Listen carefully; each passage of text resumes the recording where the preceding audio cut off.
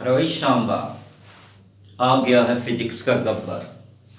आ गया है फिजिक्स का गब्बर और करेगा फिजिक्स की टेंशन दूर। क्या? अरे वही Sambha, you don't know, if there is tension about the physics, there in physics का Gabbar, and Gabbar will shoot out each and every tension of the physics. Each and every topic will be understood in very easy language. ओ, तो थोड़ा तुमको हिंदी में भी चाहिए? Okay, तो थोड़ा हम भोजपुरिया में बोल देते हैं कि फिजिक्स का गब्बर आई गइल बा। तो फिजिक्स का गब्बर वा जो कहेगा ना कि जो जितना भी फिजिक्स का टेंशन हुआ ना सबको शूट शूट शूट उड़ा देगा। तो समझ में आया कि नहीं आया? तो फिजिक्स का गब्बर पहला टॉपिक, पहला इंट्रोडक्शन क्लास 12th के लिए। तो अरे Shamba, what are the tension? Tension is about electromagnetism. The first book of the class 12th physics is based on the electromagnetism. Then what is electromagnetism?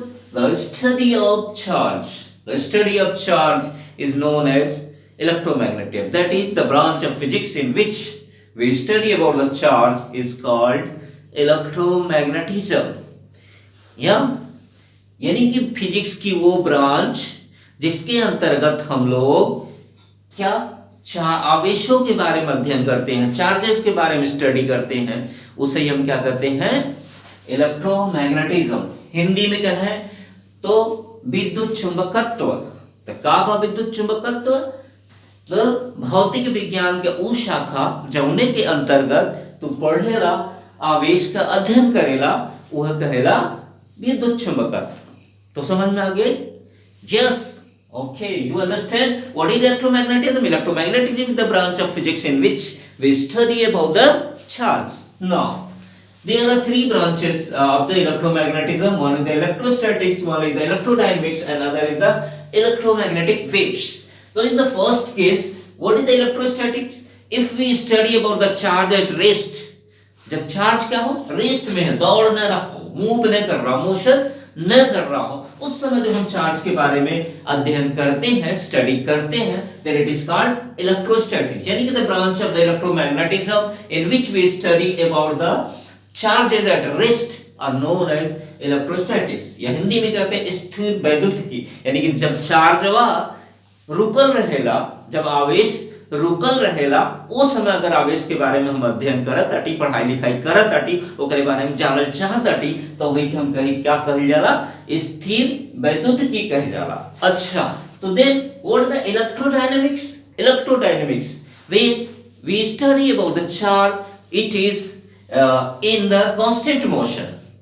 जब ये कैसा हो? कांस्टेंट मोशन में हो, यानी कि जब एक्सेलरेटेड मोशन न हो, एक्सेलरेशन न कर रहा हो, चार्ज कांस्टेंट स्पीड से अगर जा रहा हो, उस समय जब हम चार्ज के बारे में अध्ययन करेंगे तो उसे हम कहते हैं गतिक विद्युतिकी, electrodynamics.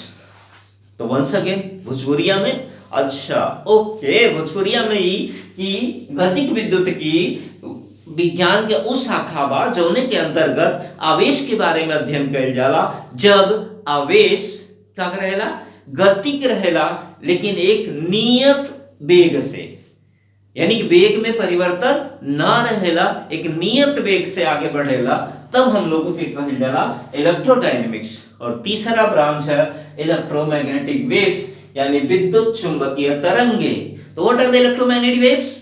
Electromagnetic waves are produced when charges are doing accelerated motion. यानी कि जब चार्ज एक्सेलरेटेड मोशन कर रहा होगा, यानी कांस्टेंट वेलोसिटी से नहीं चल रहा, कांस्टेंट स्पीड से नहीं चल रहा होगा, बल्कि वो कैसा होगा?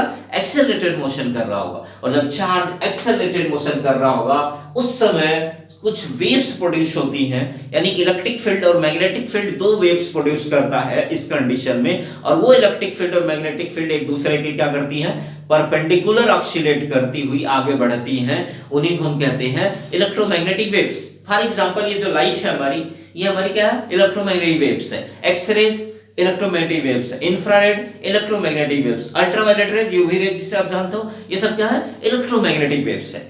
तो ये पूरी की पूरी पहली जो 12th क्लास की फर्स्ट बुक है, यही 3 ब्रांचेस फिजिक्स की, इलेक्ट्रोमैग्नेटिज्म जो ब्रांच है उसी पर पूरी की पूरी बुक आधारित है, यही पूरे पढ़ने हैं, इनके अलग अलग टॉपिक्स हैं। तो जरा देख लेते हैं, आई थिंक क्लियर हो गया होगा। चलो दोस्तों।